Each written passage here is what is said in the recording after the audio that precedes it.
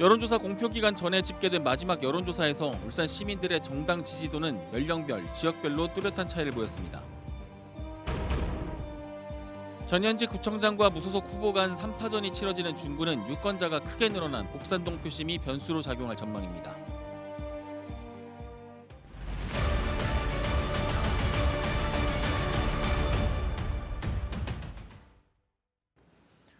울산 MBC와 경상일보가 진행한 지방선거 전 마지막 여론조사 분석 보도를 이어갑니다. 울산 시민들의 정당 지지도를 연령별, 지역별로 나눠 분석해봤더니 편차가 뚜렷하게 나타났습니다. 이용주 기자입니다. 울산 시민 1,102명에게 지지하거나 호감을 가지는 정당이 어느 당인지 물었습니다.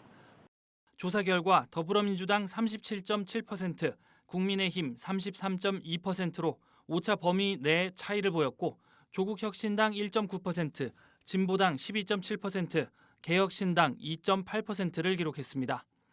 지지 정당을 연령별로 분석한 결과 세대별 구도가 보다 선명하게 드러났습니다.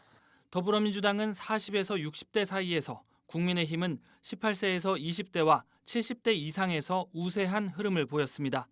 전 연령대 가운데 민주당은 50대가, 국민의힘은 70대 이상이 가장 높은 지지율을 보였습니다. 구군별 지지율 역시 지역별 편차가 뚜렷했습니다. 전통적으로 보수세가 강한 지역으로 분류되어 온 중구와 남구는 국민의힘이, 동구와 북구, 울주구는 더불어민주당 지지율이 보다 높은 것으로 나타났습니다. 이번 6.3 지방선거 사전투표에서 기록한 울산 투표율은 울산에서 치러진 지방선거 가운데 역대 최고치인 22.46%. 유례 없이 높았던 사전투표율이 전체 선거 판세에 어떤 영향을 미칠지 주목됩니다. MBC 뉴스 이용주입니다. 중구청장 선거는 최근 여론조사에서 보수 성향 후보 2명의 표심이 분산되며 더불어민주당과 국민의힘 후보가 접전을 펼칠 것으로 예측됐습니다. 4년 전보다 3,000명 이상 유권자가 늘어난 복산동 표심이 주목되고 있습니다. 정인권 기자가 거리 유세 현장을 다녀왔습니다. 강한 자외선이 내리쬐는 오후, 박태환 더불어민주당 중구청장 후보가 대로변에서 집중 유세를 벌이고 있습니다. 제대로 된 산업단지가 없는 중구지만 앞으로 AI 기반 첨단 도시로 도약시키겠다고 목소리를 높입니다. 또 영남권 최대 규모 직업체험시설 건립을 약속하고 민선 7기 중구청장을 지내며 공약 이행률 96%를 달성한 점을 강조했습니다.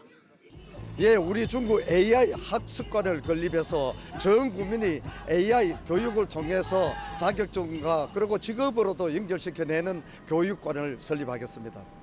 김영길 국민의힘 중구청장 후보는 유동인구가 많은 태화루 사거리에서 집중 유세를 펼칩니다. 전국에서 중구라는 이름을 가진 행정구역 7곳 가운데 유일하게 울산 중구만 인구와 예산이 늘어났다며 재선 구청장이 돼 정책을 이어갈 수 있도록 힘을 실어달라고 호소했습니다. 또 중구의 미래를 위한 교육과 복지시설을 우선순위에 두고 건립하겠다고 말했습니다. 아이들이 행복해야 중구가 행복합니다. 어린이 전용 도서관을 꼭 만들겠습니다. 거기다 키즈 카페와 함께 있는 그런 공간을 아이들에게 선물하겠습니다. 국민의힘을 탈당해 무소속으로 출마한 고호근 후보는 출퇴근길 거리 유세에 공을 들이고 있습니다. 울산 도시공사 본부장을 지내며 중구 발전 계획을 구상해왔다며 중구청 산하 연구원을 만들어 성안 약사산단 조기 완공을 추진하고 역대 중구청장들이 해결하지 못한 혁신도시 신세계 부지 쇼핑몰 입점을 매듭 짓겠다고 강조했습니다. 스타필드 입점해야 되는 이유는 혁신도시가 살고 구도심 상권도 살아나고 일자리가 창출되고 지역 경제가 활성화될 수 있습니다. 중구는 전통적으로 보수 성향이 강했는데 지난 2023년 2,600세대 규모의 대단지 아파트가 복산동에 들어서 표심 변화가 있을지 관심이 쏠리고 있습니다. 중구 전체 유권자 수는 4년 전보다 5,000명 넘게 줄어들었지만 복산동 유권자는 3,500명 넘게 증가했습니다. 전현직 구청장의 맞대결에 더해 무소속 후보까지 3파전 판세가 형성된 중구. 후보들마다 소중한 한 표를 호소하며 선거운동 막판까지 거리 유세에 열을 올리고 있습니다. MBC 뉴스 정인권입니다. 울산시 선거관리위원회가 차질 없이 선거를 관리할 수 있도록 3천여 명의 투표관리 인력과 2천여 명의 개표관리 인력을 투입한다고 밝혔습니다. 울산 지역 투표소는 모두 269곳, 개표소는 5곳으로 투표가 마감되면 투표함을 봉인하고 경찰 호송하에 개표소로 이송합니다. 본투표는 사전투표와 달리 주소지로 지정된 투표소에서만 투표할 수 있으며 신분증을 반드시 지참해야 합니다.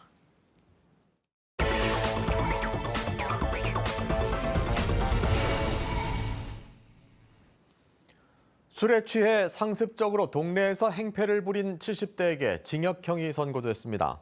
울산지법 임정윤 판사는 재물손괴와 폭행 등의 혐의로 재판에 넘겨진 70대 A씨에게 징역 1년을 선고했습니다. A씨는 지난해 5월 자신이 거주하는 울산 북구 다세대 주택에서 술에 취해 이웃의 창문을 깨고 이를 제지하는 70대 이웃을 폭행한 데 이어 8월에도 비슷한 일을 저지른 혐의를 받아왔습니다. 북구의 한 장애통합 어린이집 원장이 오늘 기자회견을 열고 북구청이 부당한 행정처분을 남발했다며 사과를 요구했습니다. 해당 어린이집 원장은 지난 2022년 아동학대 의혹과 관련해 경찰이 무혐의 처분을 내렸음에도 북구청이 행정처분을 내렸고 이듬해 보조금 반환 명령에 대한 소송에서 최종 승소했지만 반환금이 아직 지급되지 않고 있다고 주장했습니다. 지난 22일 보도된 부정행위 0점 처리 기사와 관련해 일부 내용을 정정합니다. 해당 기사는 가장 뒷자리에 앉은 학생의 증언이 공증을 받은 것으로 보도됐지만 통화 내용을 녹취록으로 제출한 사실이 확인돼 이를 바로잡습니다. 가장 뒷자리에 앉은 학생의 학부모는 울산 MBC에 제보를 한 학생 측이 요리한 일부분만 발췌해 사실에 왜곡이 있었다며 제보자 측에 도움을 줄 의사가 전혀 없었다고 알려왔습니다. 울산 MBC는 공증과 녹취를 확인하지 않고 보도해 제3자, 특히 미성년자가 의도치 않게 언급됐다는 점에 대해 유감을 표합니다.